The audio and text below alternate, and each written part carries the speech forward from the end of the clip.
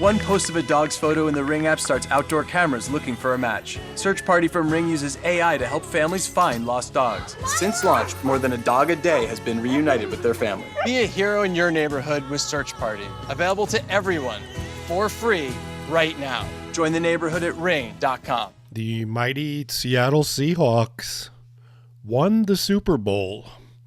I am overjoyed by that. Hi, this is Alex, host of the Doomed Planet podcast. You're listening to episode 131, 100 Seattle Psychopaths.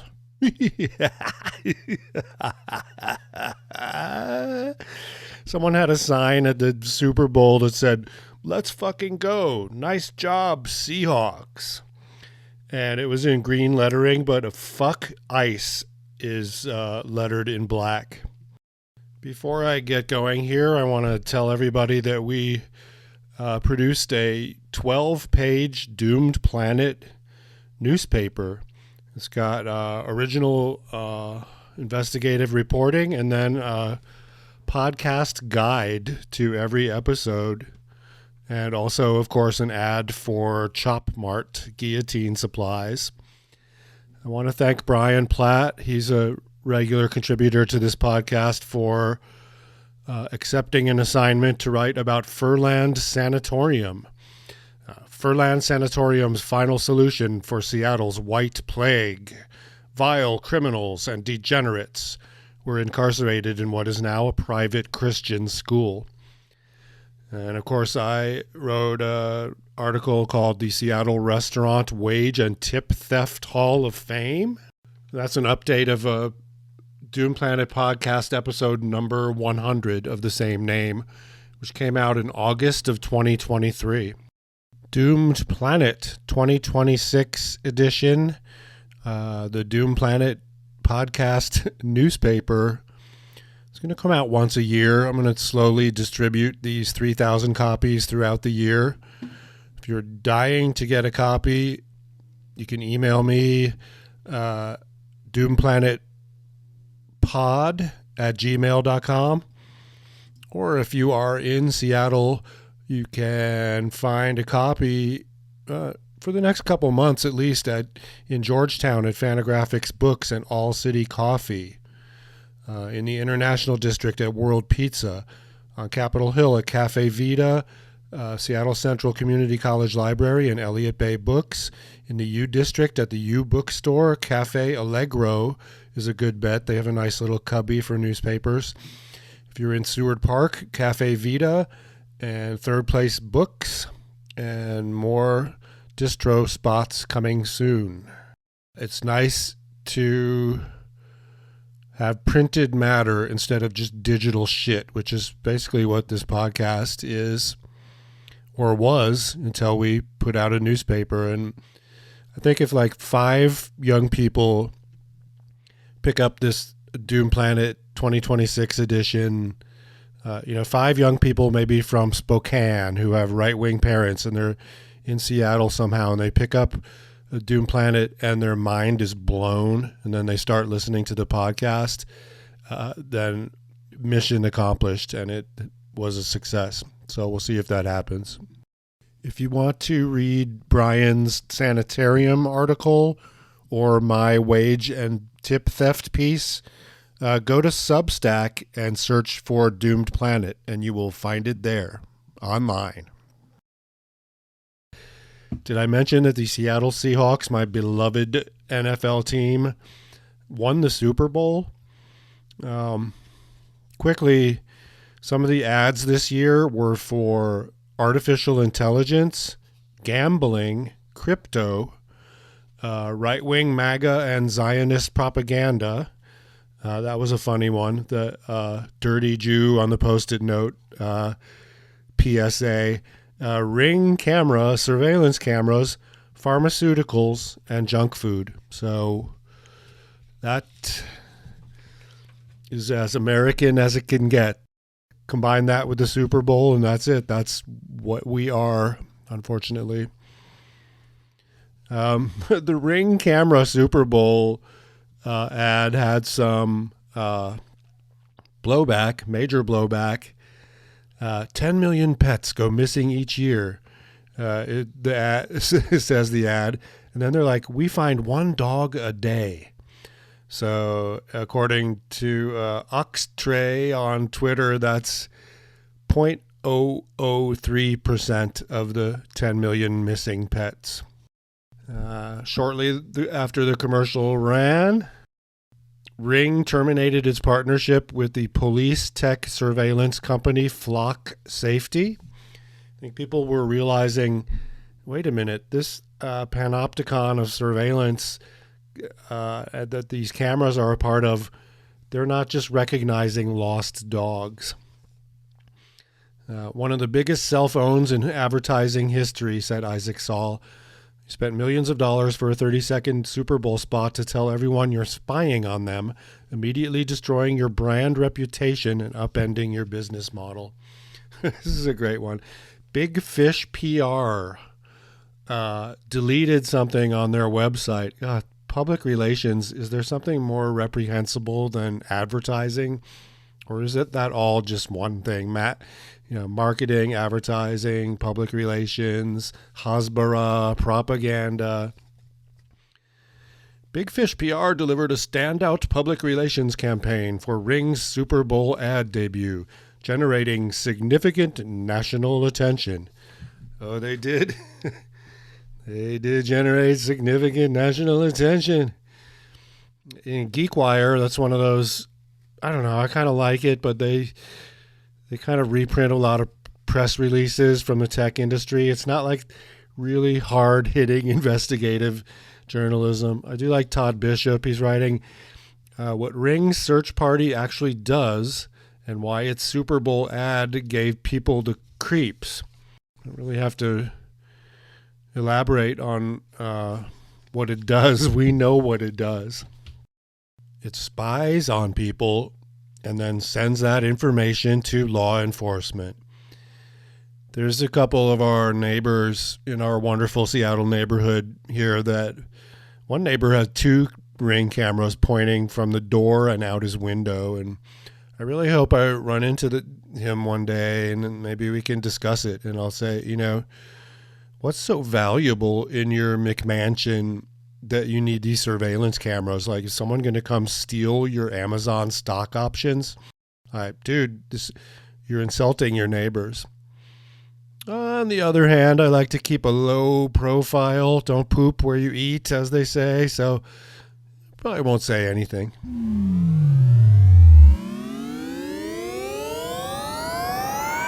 Gary Cobain from Montesano, Washington. It's doing a GoFundMe. I have his phone number and we could call him, but what is the entertainment value in being mean to this poor guy? And there's a picture on his GoFundMe and you can see the classic wood paneling. I guess he lives in the same trailer that Kurt's grandpa lived in. He inherited that. And then there's like bad Kurt Cobain fan art on the wood paneling wall. Gary Cobain, Kurt Cobain's paternal uncle, is in urgent need of help. His trailer, featured in Nirvana's Sliver, this must be a video, is falling apart, and he needs help to survive the winter. Sadly, Gary's only raised about $1,200 since this came up in December. As shocking as this may sound, it's not uncommon for relatives of celebrities to be forgotten about or even completely left out of proceedings, particularly if the death was unexpected and or occurred so early on in the celebrity's life. So, never count on an inheritance, but, what was Gary thinking? Kurt's parents were kind of piece of shit, bad parents. I don't think it was a case of, we're going to do the best we can with our limited resources. His dad was a car mechanic or whatever. No, they were piece of shit, bad parents, and it fucked up Kurt. And, just living in Aberdeen, that's not a great place to raise a kid. That would be the first step to being a good parent. Just move over to Seattle where there's incredible amounts of opportunity and a lot of stuff going on. Oh, well. Given to him by his late father, Leland Cobain, Gary's trailer is a historic place. His nephew, Kurt Cobain, often spent a lot of time there as a child, as it was his grandparents' house. Gary had lots of plans of what he wanted to do with the trailer, but sadly, due to financial difficulties, didn't manage to. He's now in a position where basic amenities are lacking. The hot water heater has been broken for months. He has to rely on hose water, in quotes there. It's going to cost $1,500 to replace the heater. His lot rent has increased. He's on a fixed income. He doesn't have transportation. He has to walk 3 miles into town. I'm not a big fan of evil monster Courtney Love, but she has no responsibility for... I know that she takes care of Kurt's mom and sister. She has no responsibility to dole out money to all these relatives. It sucks. This is why we have Trump. You have this guy, white guy in an impoverished area. The only industry there was forestry, and that was decimated long ago. He doesn't have many opportunities. He probably didn't get a good education. And he's isolated and angry and sad and mad, and he has to humiliate himself by begging on GoFundMe. According to the GoFundMe, Gary doesn't have much. He keeps all his Kurt memorabilia, as he's always loved his nephew deeply. Now, Kurt's memorabilia, this one weasel went to Kurt's grandpa and bought a bunch of Kurt stuff and made a small fortune on it. If he had any good Kurt memorabilia, maybe he could sell that instead of doing a GoFundMe, but I've got a feeling he doesn't have anything. Okay, so we will provide full details of how Gary uses his funds and any associated receipts. Okay, sure you will. Well, he's only raised $1,200, and I don't know. If I was a billionaire, I'd just kick in. I'd give him $100,000. Why not? Why not?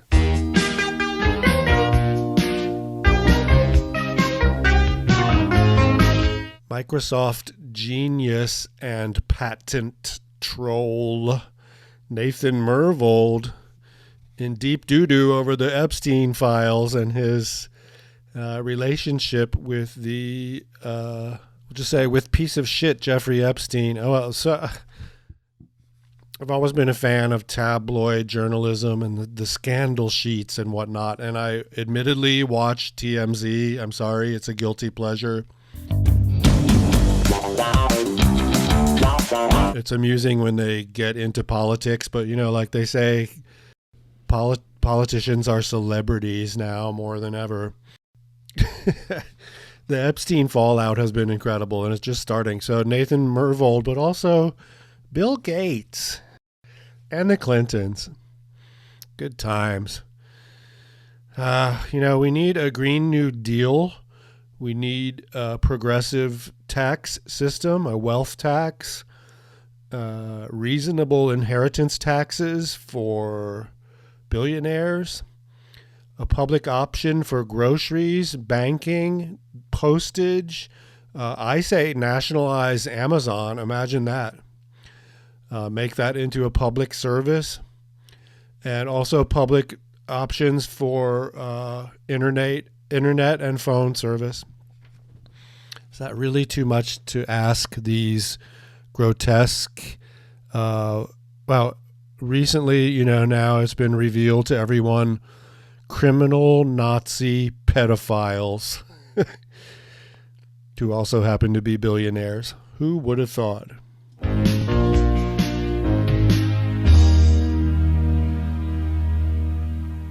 Speaking of criminals, it seems that BrewDog has a plan to sell, and it leaves some equity punk investors steaming.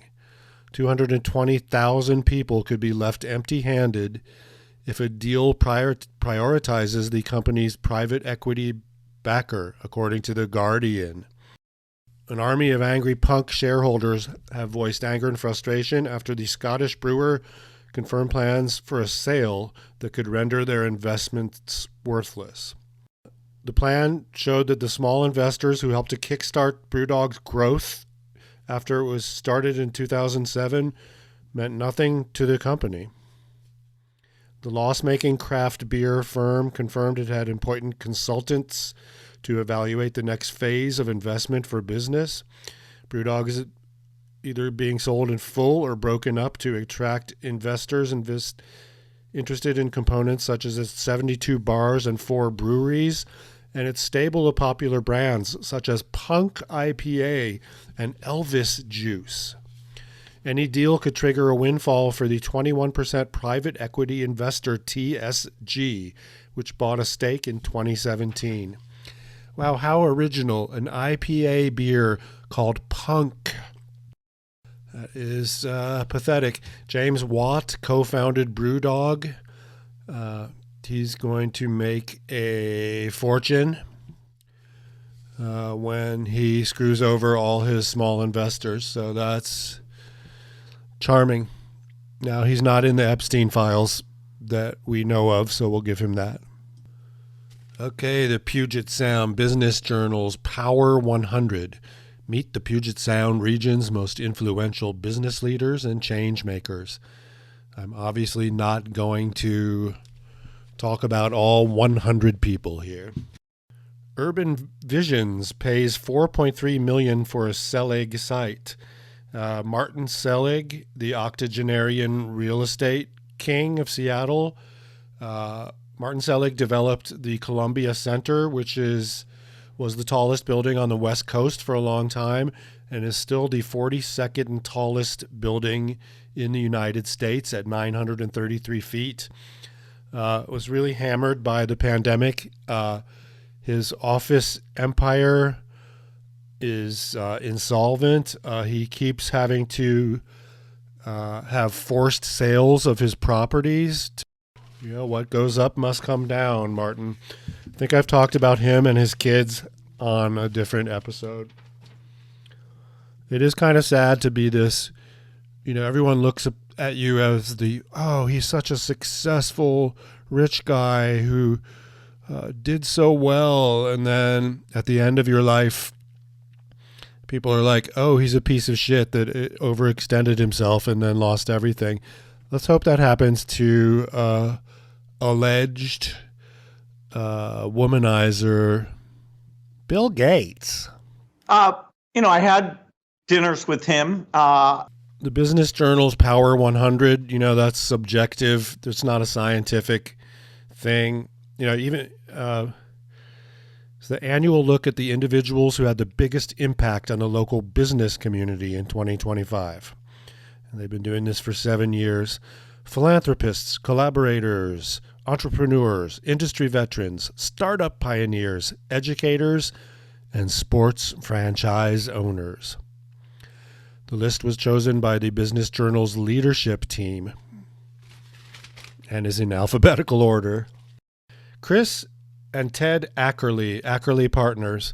Barry Ackerley was the guy that owned a successful billboard company and owned the Sonics before selling them to Howard Schultz. Apparently they're real assholes. You could Google them. There's some disputes they got involved with neighbors and whatnot. Jody Allen, owner of the Seahawks. Jody has had really good luck with the sports franchises she inherited from her late brother, Paul. They sold the Portland Trail Blazers for billions of dollars. It's rumored that the Seahawks are on the auction block, and that could bring, they say, $8 or $9 billion. She's definitely, as one of the richest people in the area, she's definitely should be in the Power 100. You can Google her. There's some erratic behavior and weirdness, but Paul never had kids, so Jody and her kids are the dynasty. Okay, breaking news as we go to publish this episode of the Doomed Planet podcast. We have learned that the Seahawks are officially up for sale. There's some talk about, well, let's take the Seahawks public so that the public can all own a piece of the Seahawks. Like anyone in Washington State can buy shares in the Seahawks initial public offering. It was pointed out, though, that at a valuation of $8 billion, you would need 600,000 people to kick in $15,000 each. So it seems unlikely that a Green Bay Packer scenario where the town owns the team is going to happen. Also, the NFL doesn't allow teams to do that anymore. It's it's a private group of billionaires, and they have their own internal rules. Too bad, though. So, Steve Ballmer, we're looking at you, bro. Connie Ballmer from the Ballmer Group. I thought they live in California now. She co-founded the Ballmer Group along with her husband, Wacko Steve Ballmer. I love him. In 2015, she's a founding investor in Blue Meridian Partners. It was a philanthropic mission, poverty, yeah. And then big old bald Steve Ballmer. I love him. He's just so wacko, so full of energy. He was Microsoft CEO. He might be richer than Bill Gates because he held on to more of his Microsoft stock. And he's very rich and powerful, but I don't think he spends much time in Seattle anymore. And again, all these fuckers should pay their fair share of taxes. We could solve a lot of problems.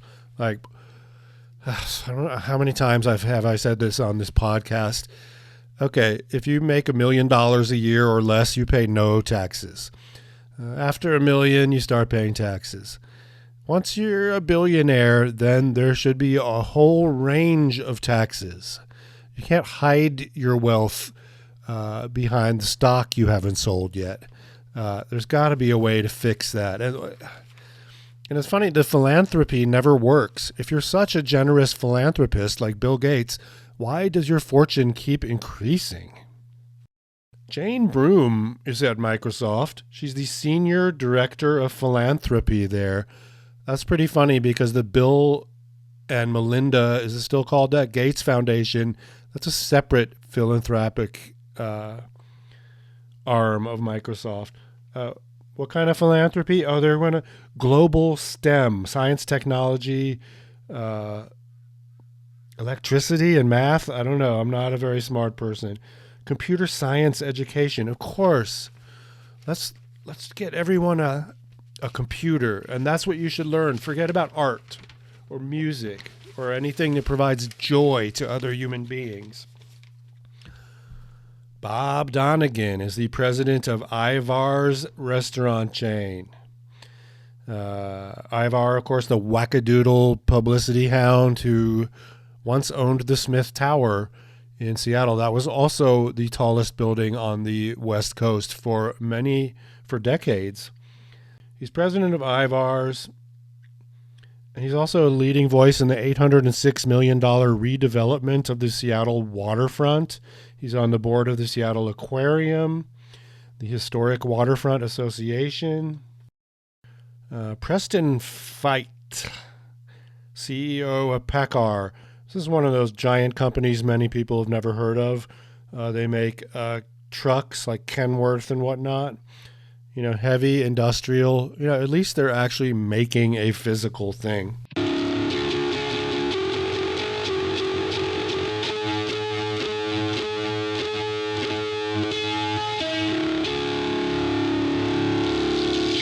Kemper Freeman of Freeman Development, third generation owner of Kemper Development. He owns the Bellevue Collection. He's the biggest developer on the east side of Washington. Seattle's, sick, boring corporate sister city across the lake, Bellevue. He's developed 5.5 million square feet in Washington. He served 2 terms in the Washington House of Representatives. He's on the board of Overlake Medical Center.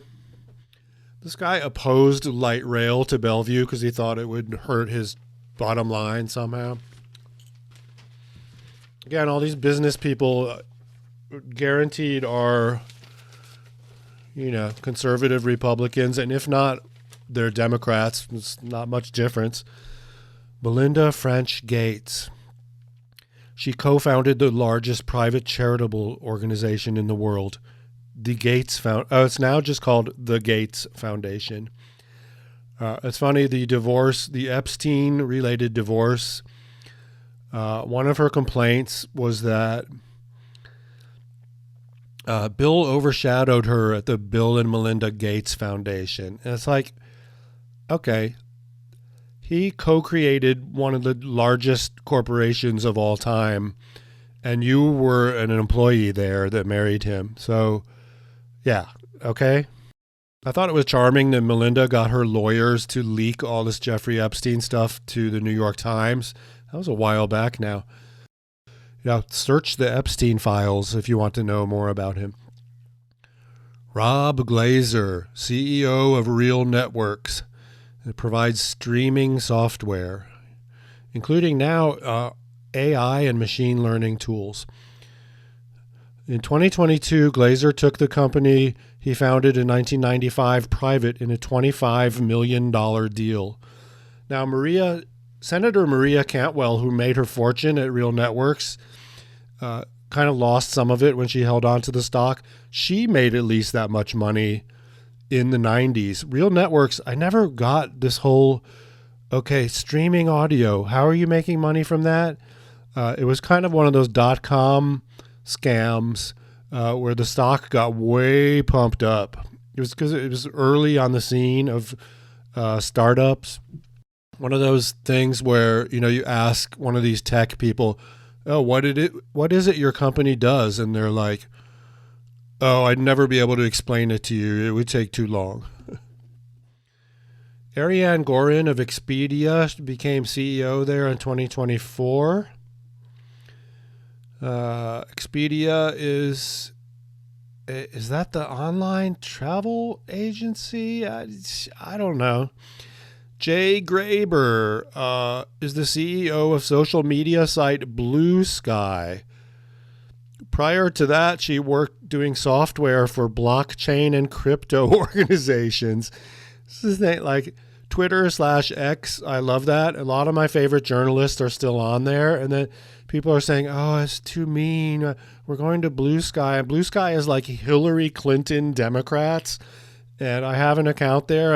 Every time I've tried to open it a few times and just not going on for me. I do like Twitter. Rochelle James is the CEO of Tulalip Tribes. The business they are in is gambling. And now a word from our sponsor.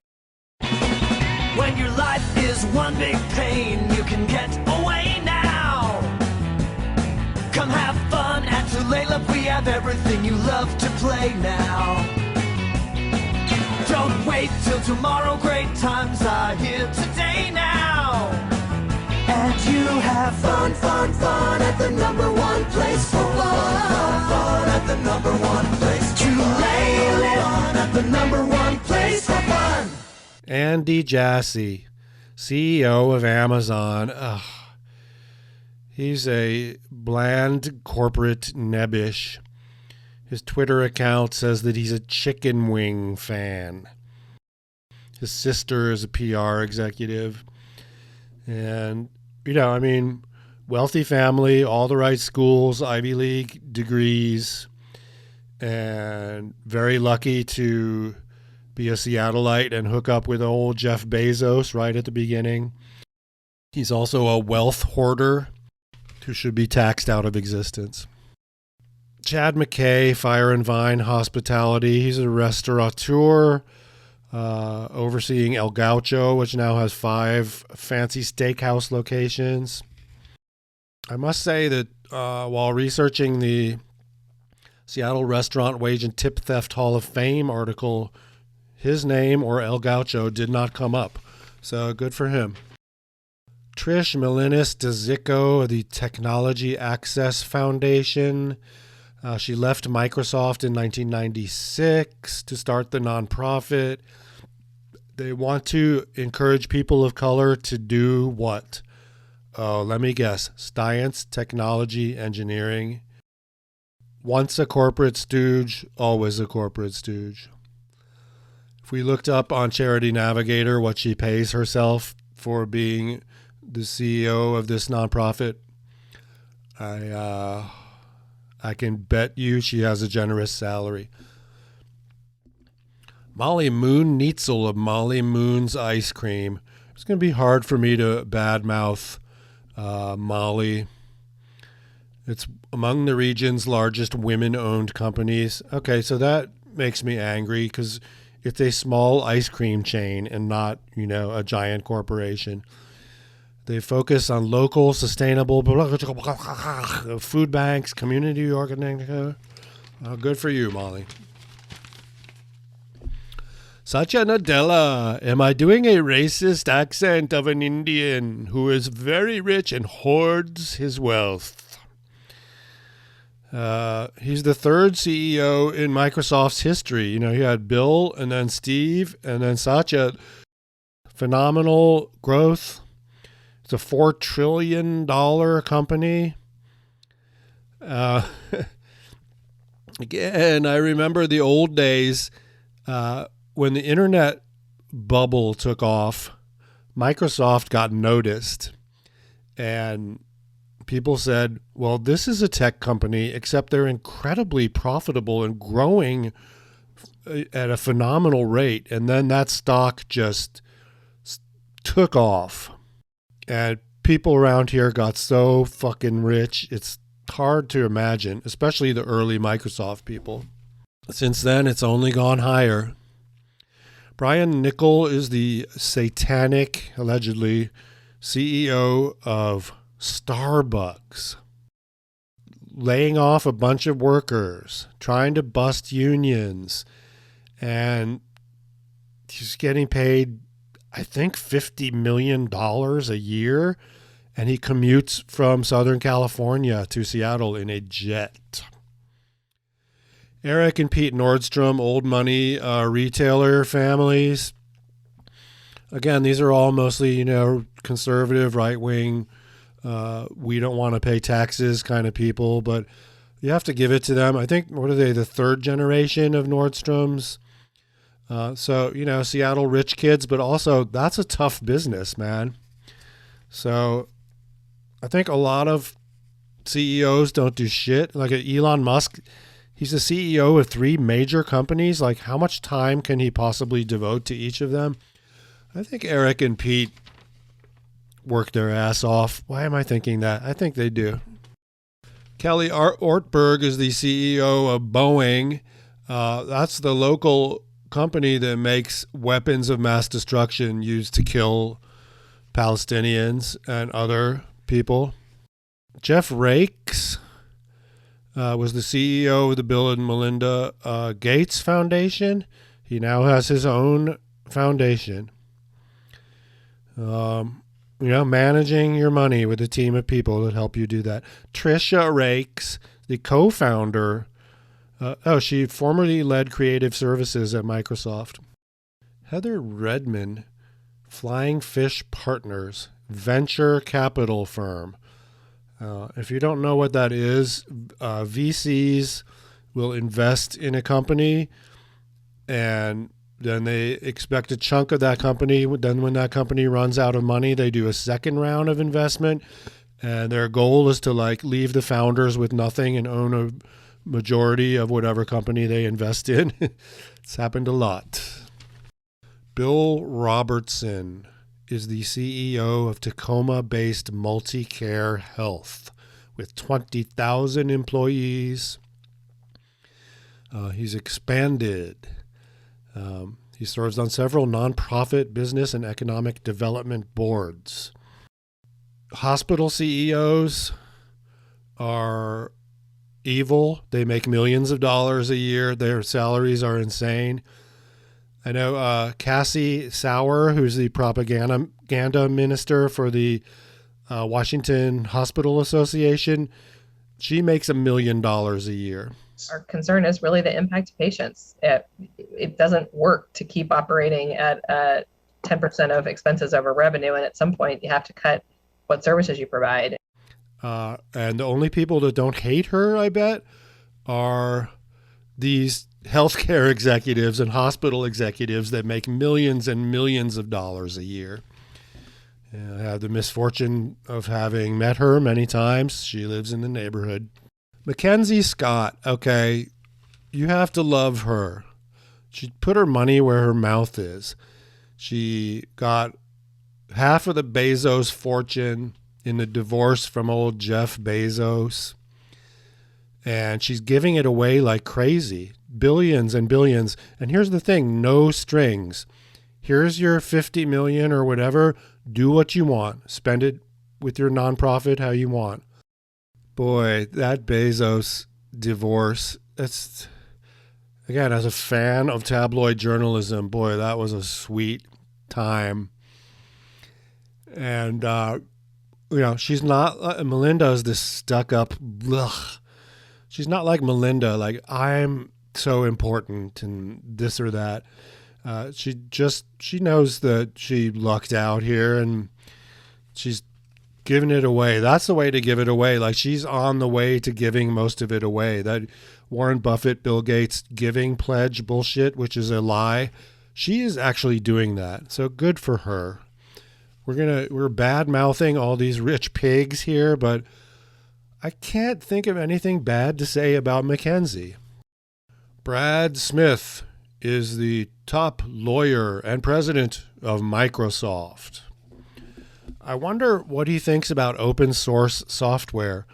What if Microsoft made, just say Word open source? It's free now, free for schools, free for universities. Think of how much school systems would save that are using that and paying dearly for it right now. Bill Starrett of the Puyallup tribe of Indians. I live in Tacoma, and I'm all about the action. From making a run at the tables to multiple pay lines on my favorite machines. Emerald Queen Casino, the entertainment capital of the Northwest.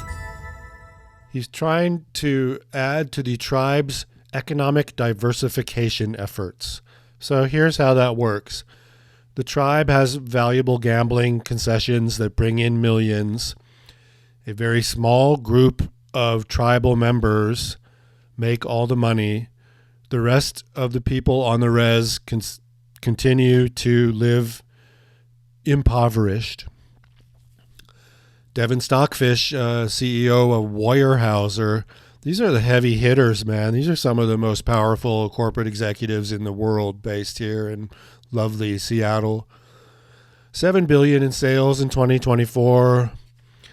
Not the most responsible forestry, clear cutting whole, swaths of land and then planting a monoculture of replacement trees.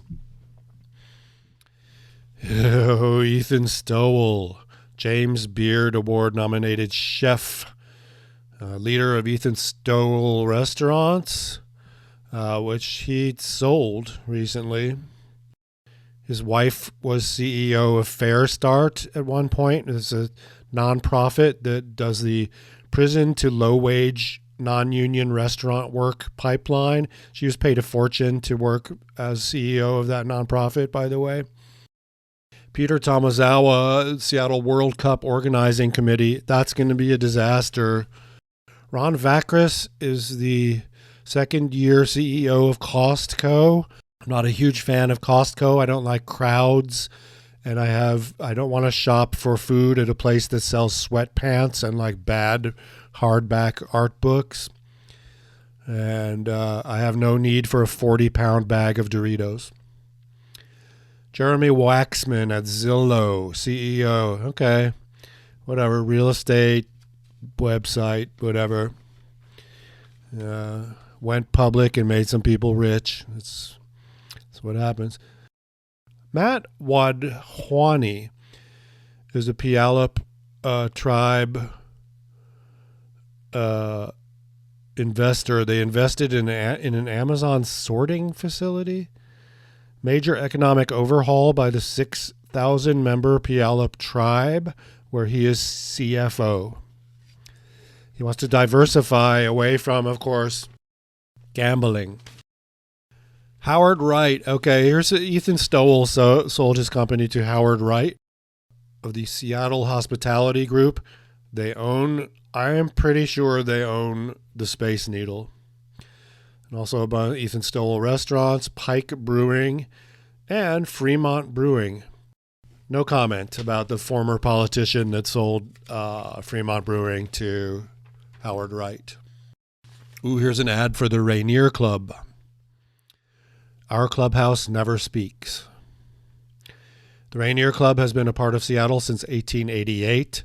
This is one of those men's clubs where you sit around in leather chairs and smoke cigars. Today, growth-minded individuals come here to put their phones down, talk with peers, enjoy access to inspiring experiences, and sip proper cocktails. People on the move here in Seattle. Just corporate headshots of white people.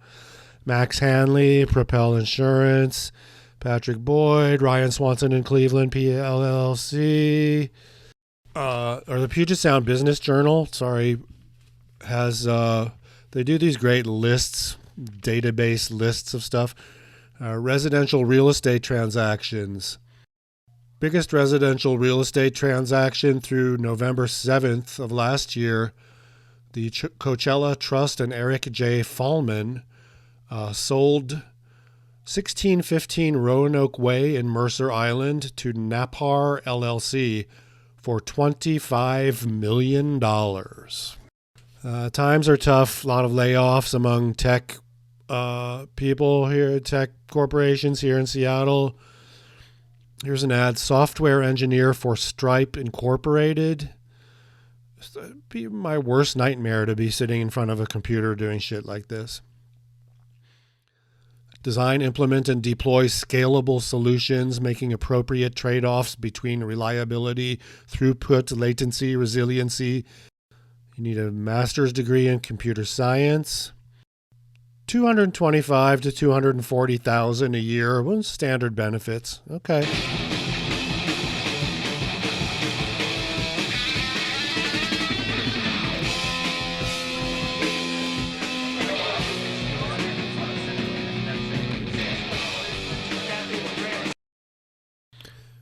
Okay, it seems our producer and sound engineer and a team of writers don't want me to go past 45 minutes or so for any one episode of the Doomed Planet podcast. And that's too bad because I have the Puget Sound Business Journal book of lists for 2025-2026. $100 cover price. Wow, that's incredible.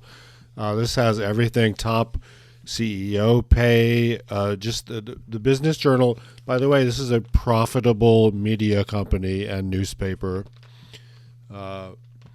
Just every possible chart and list here. Top corporate philanthropists, top women-owned companies, and all of that. So be safe out there, people, and don't do any unsanitary things. And I said, I'm not scared of a germ. You know, I used to snort cocaine off of toilet seats.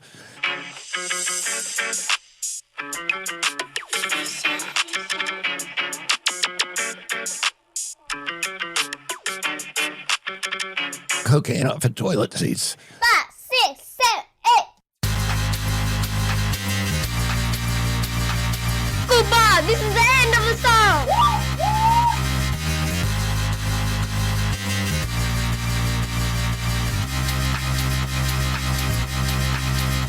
Find out more at doomedplanet.com. Goodbye.